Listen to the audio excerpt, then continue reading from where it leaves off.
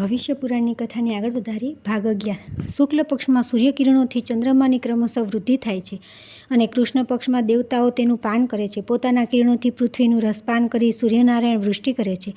આ વૃષ્ટિથી સર્વ ઔષધિઓ ઉત્પન્ન થાય છે તથા અનેક પ્રકારના અન્ન પણ ઉત્પન્ન થાય છે, જેના વડે મનુષ્યો અને પિતરોની તૃપ્તિ થાય છે. એક ચક્રવાળા રથમાં ભગવાન સૂર્યનારાયણ બેસીને એક અહોરાત્રમાં 7 દ્વીપ અને સમુદ્રોથી યુક્ત પૃથ્વીની ચારે બાજુ ભ્રમણ કરે છે. એક વર્ષમાં 360 વાર ભ્રમણ કરે છે. ઇન્દ્રની પુરી અમરાવતીમાં જ્યારે મધ્યાહન થાય છે ત્યારે યમની સંયમની પુરીમાં સૂર્યોદય, વરુણની સુખા નામક નગરીમાં અર્ધરાત્રિ અને સોમની વિભા નામની નગરીમાં સૂર્યાસ્ત થાય છે. સંયમનીના જ્યારે મધ્યાહન થાય છે ત્યારે સુખામાં ઉદય, અમરાવતીમાં અર્ધરાત્રિ તથા વિભામાં સૂર્યાસ્ત થાય છે. સુખામાં જ્યારે મધ્યાહન થાય છે તે સમયે વિભામાં ઉદય, અમરાવતીમાં અડધી રાત અને સંયમનીમાં સૂર્યાસ્ત થાય છે. વિભાનગરીમાં જ્યારે મધ્યાહન થાય છે ત્યારે અમરાવતીમાં સૂર્યોદય, સંયમનીમાં અડધી રાત અને સુખા નામની વરુણની નગરીમાં સૂર્યાસ્ત થાય છે. આ પ્રમાણે મેરુ પર્વતની પ્રદક્ષિણા કરતા ભગવાન સૂર્યનો ઉદય અને અસ્ત થાય છે. પ્રભાવથી મધ્યાહન સુધી સૂર્યના કિરણોની વૃદ્ધિ અને મધ્યાહન અસ્ત સુધી હાસ થાય છે. જ્યાં સૂર્યોદય થાય છે ત્યાં પૂર્વ દિશા અને જ્યાં અસ્ત થાય છે ત્યાં પશ્ચિમ દિશા છે. એક મુહૂર્તમાં પૃથ્વીનો 30મો ભાગ સૂર્ય લાંઘી જાય છે. સૂર્ય ભગવાનનો ઉદય થતાં જ પ્રતિદિન ઇન્દ્ર પૂજા કરે છે. મધ્યાહનમાં યમરાજ, અસ્ત સમયે વરુણ અને અર્ધરાત્રિમાં સોમ પૂજન કરે છે. વિષ્ણુ, શિવ, રુદ્ર, બ્રહ્મા, અગ્નિ, વાયુ, નિરુતિ, ઈશાન વગેરે બધા દેવતાઓ રાત્રિની સમાપ્તિ પર બ્રહ્મવેળામાં કલ્યાણના માટે સદા ભગવાનની સૂર્યની આરાધના કરે છે. ત્યાર પછી આવે છે ભગવાન સૂર્યનો મહિમા. વિભિન્ન ઋતુઓમાં તેમના અલગ અલગ વર્ણ તથા તેમના ફળ. ભગવાન રુદ્રે કહ્યું કે હે બ્રહ્મણ, તમે ભગવાન સૂર્યનારાયણના મહાત્મ્યનું વર્ણન કર્યું, જે સાંભળી મને બહુ પ્રસન્નતા થઈ. કૃપા કરી તમે તેમના મહાત્મ્ય વિશે થોડું વધારે વર્ણન કરો. બ્રહ્માજી બોલ્યા કે હે રુદ્ર, આ ચરાચર ત્રિલોકના મૂળ ભગવાન સૂર્યનારાયણ જ છે. દેવતા, અસુર, મનુષ્ય વગેરે એમનાથી ઉત્પન્ન થયા છે. ઇન્દ્ર, ચંદ્ર, રુદ્ર, બ્રહ્મા, વિષ્ણુ તથા શિવ વગેરે જેટલા પણ દેવતા છે બધામાં તેમનું તેજ વ્યાપ્ત છે. અગ્નિમાં વિધિપૂર્વક આપેલી આહુતિ સૂર્ય ભગવાનને પ્રાપ્ત થાય છે. ભગવાન સૂર્યથી જ વૃષ્ટિ થાય છે.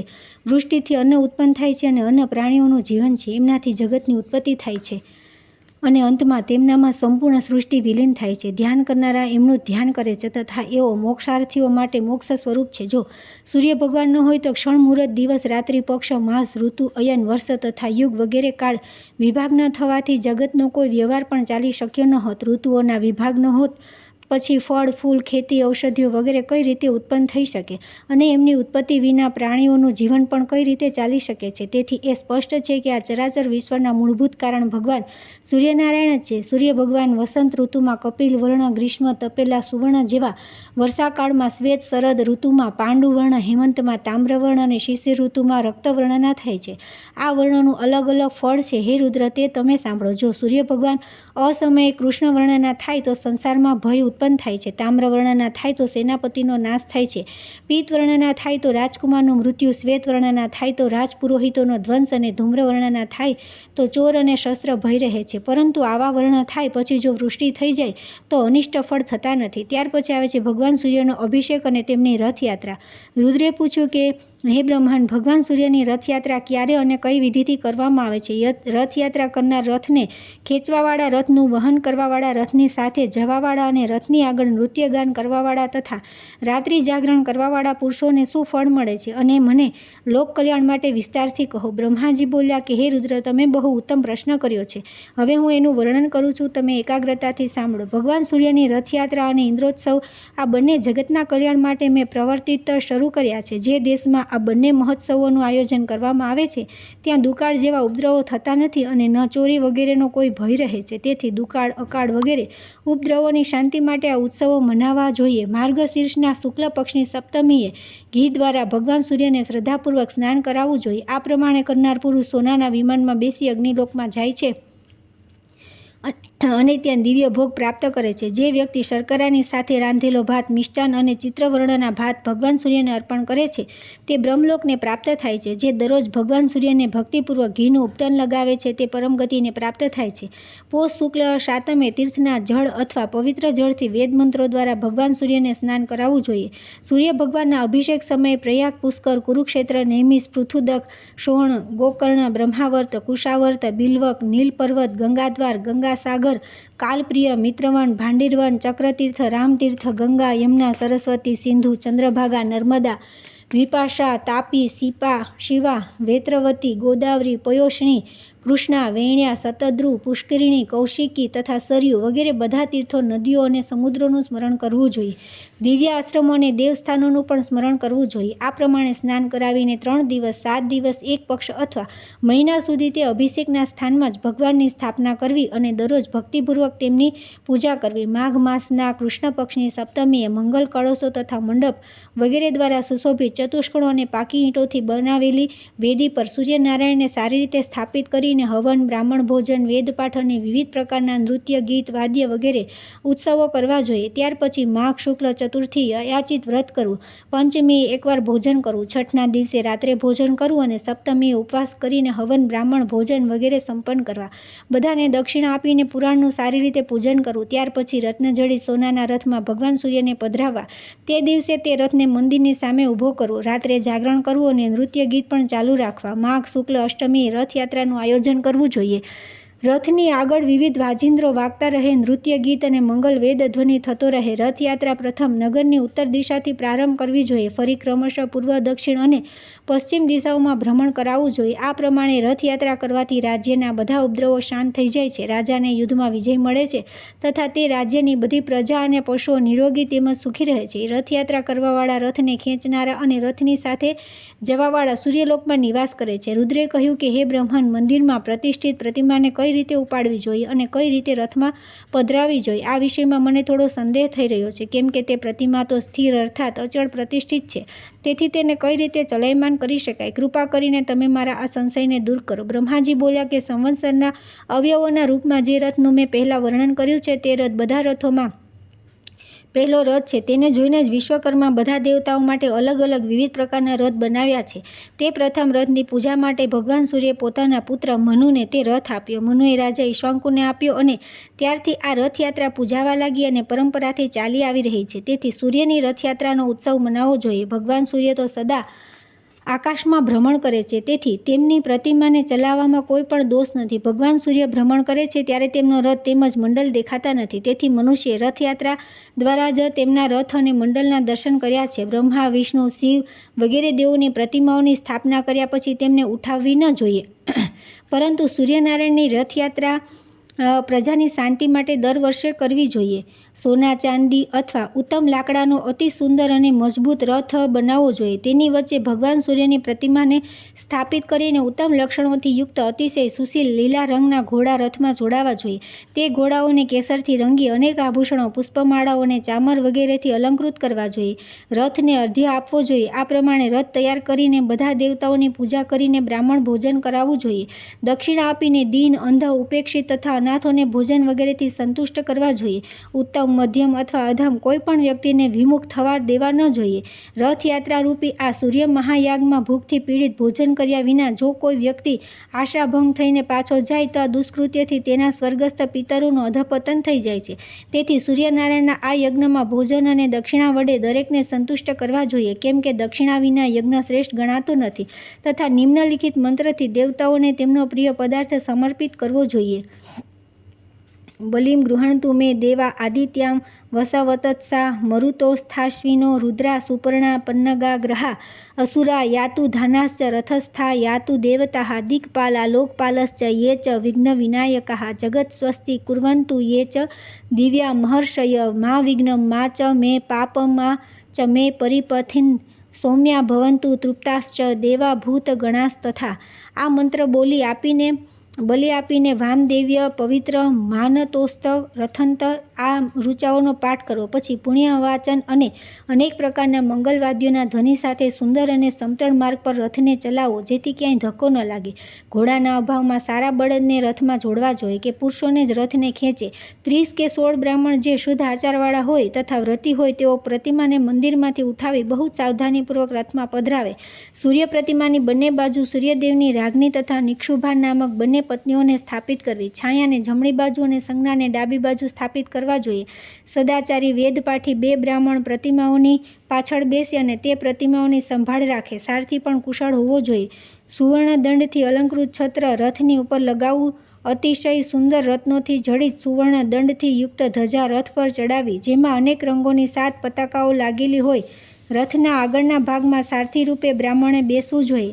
શ્રદ્ધારહિત વ્યક્તિએ રથ પર ચડવું ન જોઈએ, કેમ કે જે શ્રદ્ધારહિત વ્યક્તિ રથ પર આરૂઢ થાય છે તેની સંતતિ નષ્ટ થાય છે. બ્રાહ્મણ, ક્ષત્રિય અને વૈશ્યને જ રથને વહન કરવાનો અધિકાર છે. પોતાના સ્થાનથી સર્વપ્રથમ રથને ઉત્તર દ્વાર પર લઈ જવો, ત્યાં એક દિવસ સુધી રથની પૂજા કરવી, વિવિધ નૃત્ય, ગીત વગેરે ઉત્સવ, વેદપાઠ તથા પુરાણોની કથા થવી જોઈએ. ત્યાં બ્રાહ્મણ ભોજન પણ કરાવવું જોઈએ. નેમના દિવસે રથ ચલાવીને પૂર્વ દ્વાર પર લઈ જવો, એક દિવસ ત્યાં રહે, ત્રીજા દિવસે દક્ષિણ દ્વાર પર રથ લઈ જવો તથા ચોથા દિવસે રથને પશ્ચિમ દ્વાર પર લઈ જવો. ત્યાંથી નગરના મધ્યમાં રથ લઈ જવો, ત્યાં પૂજન અને ઉત્સવ કરવો, દીપમાળા પ્રજ્વલિત કરવી, બ્રાહ્મણોને દાન આપીને ભોજન કરાવવું. ત્યારબાદ ત્યાંથી રથને મંદિરમાં લઈ આવવો જોઈએ. ત્યાં નગરના બધા લોકો મળીને પૂજન અને ઉત્સવ કરે. એક દિવસ રાત પ્રતિમાને રથમાં જ રાખવી. બીજા દિવસે ભગવાન સૂર્યની પ્રતિમાને રથ પરથી ઉતારીને બહુ ધૂમધામથી મંદિરમાં પધરાવી. આ પ્રમાણે સપ્તમીથી ત્રયોદશી સુધી રથયાત્રા થવી જોઈએ અને ચતુર્દશીએ પ્રતિમા મૂળ સ્થાન પર સ્થાપિત કરવી. આ પ્રમાણે રથયાત્રા કરવાથી બધી વિઘ્ન બાધાઓ નિવૃત્ત થઈ જાય છે. ત્યાર પછી આવે છે રથયાત્રામાં વિઘ્ન આવે તથા ગોચરમાં દુષ્ટ ગ્રહો આવી જાય ત્યારે શાંતિનું વિધાન અને તલનો મહિમા. ભગવાન રુદ્રે પૂછ્યું કે હે બ્રહ્માંડ, તમે ફરી રથયાત્રાનું વર્ણન કરો. બ્રહ્માજીએ કહ્યું કે હે રુદ્ર, રથને ધીરે ધીરે સમતળ માર્ગ પર ચલાવવો, જેથી આંચકા વગેરે લાગે નહીં. માર્ગની શુદ્ધિના માટે પ્રથમ દ્વારપાળ અને ન્યાયાધીશ તે માર્ગ પર જાય. પિંગલ, રક્ષક, દ્વારક, દિંડી તથા લેખક આ લોકો પણ રથની સાથે સાથે ચાલે. એટલી સાવધાની અને કુશળતાથી રથને લઈ જવામાં આવે કે રથનો કોઈ ભાગ તૂટી ન જાય. રથનો ઈસાદંડ તૂટે તો બ્રાહ્મણોને અક્ષ તૂટે તો ક્ષત્રિયોને તુલા તૂટી જાય તો વૈશ્યોને સૈયા તૂટે તો શૂદ્રોને ભય હોય છે. યુગ ધૂંસરી તૂટે તો અનાવૃષ્ટિની પીઠ ભંગથી પ્રજાને ભય. રથનું ચક્ર તૂટે તો શત્રુ સેનાને ભય. ધ્વજા પડી જાય તો રાજભંગ તથા પ્રતિમા ખંડિત થાય તો રાજાનું મૃત્યુ થાય. છત્ર તૂટી જાય તો યુવરાજ મૃત્યુ પામે. આ બધામાંથી કોઈ પણ પ્રકારનો ઉત્પાત થાય તો તેની શાંતિ અવશ્ય કરાવવી જોઈએ તથા બ્રાહ્મણોને ભોજન અને દાન આપવું જોઈએ. તેમજ વિધિપૂર્વક ગ્રહ શાંતિ કરાવવી જોઈએ. રથના ઈશાન કોણમાં વેદી અથવા કુંડ બનાવીને ઘી અને સમિધાથી દેવતા તથા ગ્રહોની પ્રસન્નતા માટે હવન કરવો જોઈએ અને આ નામો મંત્રોથી આહુતિ આપવી જોઈએ. ઓમ અગ્નેય સ્વાહા, ઓમ સોમાય સ્વાહા, ઓમ પ્રજાપતિએ સ્વાહા વગેરે. ત્યાર પછી શાંતિ તથા કલ્યાણ માટે આ પ્રાર્થના કરવી જોઈએ. સ્વસ્ત્ય વહી ચ વિપ્રેભ્ય સ્વસ્તિ રાજ્ઞે તથૈવ ચ ગોભ્ય સ્વસ્તિ પ્રજાભયશ્ચ જગતઃ શાંતિરસ્તુ વે સમનોસ્તુ દ્વિપદે નિત્યમ શાંતિરસ્તુ ચતુષ્પદે શમ પ્રજાભ્યસ્થેવાસ્તુ શમ સદાત્મની ચાસ્તુ વે ભૂ શાંતિરસ્તુ દેવેશ ભુવઃ શાંતિસ્થવે ચ સ્વસ્તેવાસ્તુ ત શાંતિ સર્વશાસ્ત્રુ તથા રવેહ ત્વમ દેવ જગત્રષ્ટા પોષ્ટા ચૈવ ત્વમેહિ પ્રજાપાલ ગ્રહેશાન શાંતિમ કુરુ દિવસપથે. પોતાની જન્મ રાશિથી દુષ્ટ સ્થાનમાં સ્થિત ગ્રહોની પ્રસન્નતા તથા શાંતિ માટે ગ્રહ સમિધાઓ દ્વારા હવન કરાવવો જોઈએ. આ સમિધાઓ વેદ જેટલી લાંબી હોવી જોઈએ. સૂર્યના માટે અર્ક, ચંદ્ર માટે ખાખરો, મંગળ માટે ખેર, બુધ માટે અપામર્ગ, બૃહસ્પતિ માટે પીપળો, શુક્ર માટે ઉમરડો, શનિ માટે શમી, રાહુ માટે દુર્વા અને કેતુ માટે દર્ભના સમિધાનો જ હવનમાં પ્રયોગ કરવો જોઈએ. ઉત્તમ ગાય, શંખ, લાલ બળદ, સોનું 2 વસ્ત્ર, સફેદ ઘોડો, કાળી ગાય, લોઢાનું પાત્ર અને બકરો આ ક્રમશઃ 9 ગ્રહોની દક્ષિણા છે. ગોળ અને ભાત, ઘી મિશ્રિત ખીર, હવિષ્યાન, ક્ષીરાન્ન, દહીં, ભાત, ઘી, તલ અને અડદના પકવાન, ગુંદવાળું ફળ, ચિત્રવર્ણનો ભાત તથા કાંજી આ ક્રમશઃ 9 ગ્રહોનું ભોજન છે. જેમ શરીરમાં કવચ પહેરવાથી બાણ વાગતું નથી તે જ પ્રમાણે ગ્રહોની શાંતિ કરવાથી કોઈ પ્રકારનું વિઘ્ન આવતું નથી. અહિંસક, જીતેન્દ્રિય, નિયમમાં રહેનાર અને ન્યાયપૂર્વક ધન કમાનાર પુરુષો પર ગ્રહો સદા અનુકૂળ રહે છે. યશ, ધન, સંતાન પ્રાપ્તિ માટે, દુકાળ સમય, આરોગ્ય પ્રાપ્તિ માટે તથા તમામ ઉપદ્રવોની શાંતિ માટે ગ્રહોની પૂજા સદા કરવી જોઈએ. સંતાન ન હોય તો દુષ્ટ સંતાન હોય, સંતાન મરી જતા હોય, માત્ર કન્યા સંતાન રૂપે હોય એવી સ્ત્રીએ સંતાન દોષની નિવૃત્તિ માટે, જેનું રાજ્ય નષ્ટ થઈ ગયું હોય તેણે રાજ્ય પ્રાપ્તિ માટે, રોગીએ રોગની શાંતિ માટે ગ્રહની પૂજા અવશ્ય કરવી જોઈએ એવું મનીષીઓનું કહેવું છે. ગ્રહોની પ્રતિમા તાંબુ, સ્ફટિક, લાલ ચંદન, સોનું, ચાંદી, લોઢું અને કાચ વગેરેની બનાવડાવીને અથવા એમના ચિત્રો બનાવડાવી જે ગ્રહોની જે વર્ણ હોય તે રંગનું વસ્ત્ર અને પુષ્પ તેમને અર્પણ કરવા. ગુગળનો ધૂપ બધાને આપવો જોઈએ. આ કૃષ્ણેન ઇમ દેવા વગેરે નવગ્રહના જુદા જુદા મંત્રો દ્વારા એક એક ગ્રહના નામથી સમિધા, ઘી, મધ અને દહીંની 108 અથવા 28 આહુતિઓ આપવી. બ્રાહ્મણોને ભોજન કરાવવું, તેમને યથાશક્તિ દક્ષિણા આપવી. જે ગ્રહ જેના ગોચર અથવા કુંડળીમાં દુષ્ટ સ્થાન પર હોય તેણે તે ગ્રહની યત્નપૂર્વક પૂજા કરવી જોઈએ. હે મહાદેવ, મેં આ ગ્રહોને એવું વરદાન આપ્યું છે કે લોકો દ્વારા તમારા બધાની પૂજા થશે. રાજાનું ઉત્થાન અને પતન તથા મનુષ્યનો ઉદય અને સંપત્તિઓનો નાશ ગ્રહોને આધીન છે. તેથી ગ્રહ શાંતિ અવશ્ય કરાવવી જોઈએ. ગ્રહ, ગાય, રાજા, ગુરુ તથા બ્રાહ્મણનું પૂજન કરનાર વ્યક્તિને બધી પ્રકારનું સુખ મળે છે અને અપમાન કરવાથી દુઃખ મળે છે.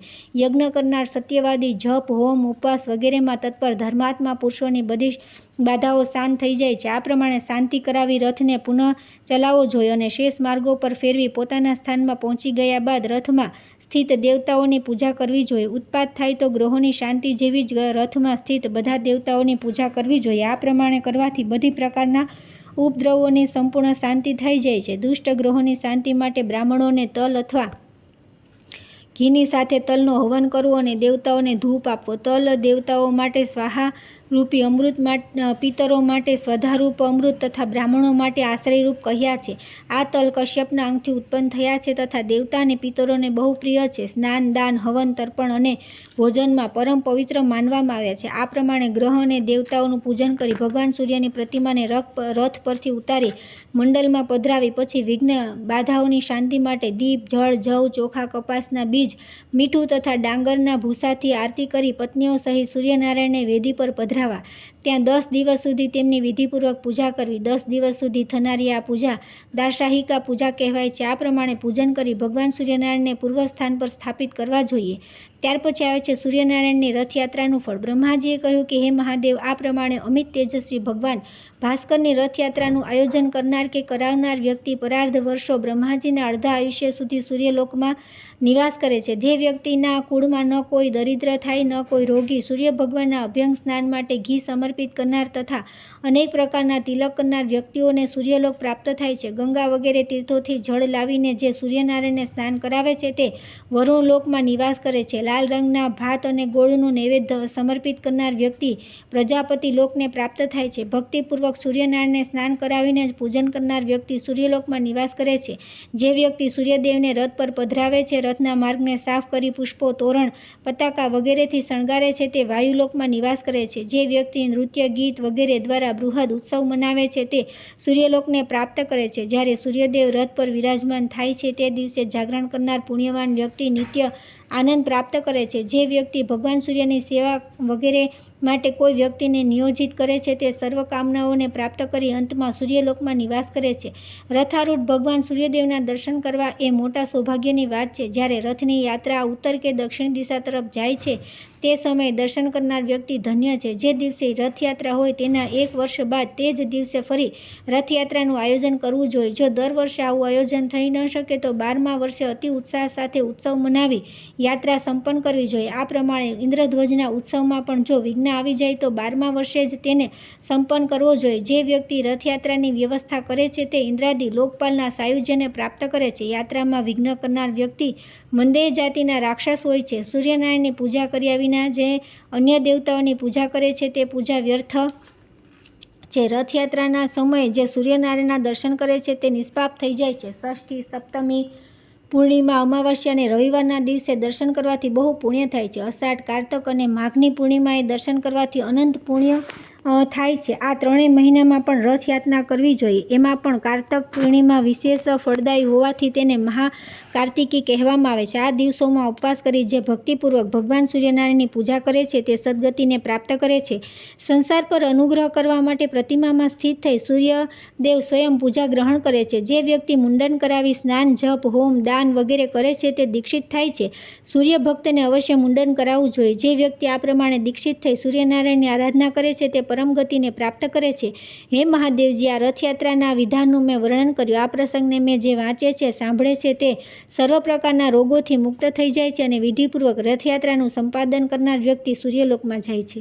ત્યાર પછી આવે છે રથ સપ્તમી તથા ભગવાન સૂર્યના મહિમાનું વર્ણન. બ્રહ્માજી બોલ્યા કે હે રુદ્ર, માઘ માસના શુક્લ પક્ષની છઠના દિવસે ઉપવાસ કરી ગંધાદી ઉપચારોથી ભગવાન સૂર્યનારાયણની પૂજા કરી રાત્રે તેમની સન્મુખ શયન કરવું. સાતમે સવારે વિધિપૂર્વક પૂજા કરીને ઉદારતાપૂર્વક બ્રાહ્મણોને ભોજન કરાવવું. આ પ્રમાણે 1 વર્ષ સુધી સાતમના દિવસે વ્રત કરી રથયાત્રા કરવી. કૃષ્ણ પક્ષમાં ત્રીજ તિથિએ એક ભુક્ત, ચતુર્થીએ નક્ત વ્રત, પંચમીએ અયાચિત વ્રત, છઠના દિવસે સંપૂર્ણ ઉપવાસ તથા સાતમે પારણા કરે. રથસ્થ ભગવાન સૂર્યની સારી રીતે પૂજા કરીને સુવર્ણ તથા રત્નો વગેરેથી શણગારીને તથા તોરણ પતાકા વગેરેથી સુસજ્જિત રથમાં સૂર્યનારાયણની પ્રતિમા સ્થાપિત કરીને બ્રાહ્મણની પૂજા કરી તેનું દાન કરી દેવું. સુવર્ણના અભાવમાં ચાંદી, તાંબુ, આટો, લોટ વગેરેનો રથ બનાવી આચાર્યને દાન કરવું. મહાદેવ, આ માઘ સપ્તમી બહુ ઉત્તમ તિથિ છે. પાપોનું હરણ કરનારી આ સપ્તમી ભગવાન સૂર્યના નિમિત્તે કરવામાં આવેલું સ્નાન, દાન, હોમ, પૂજા વગેરે સત્કર્મ 1000 ગણું ફળદાયી થઈ જાય છે.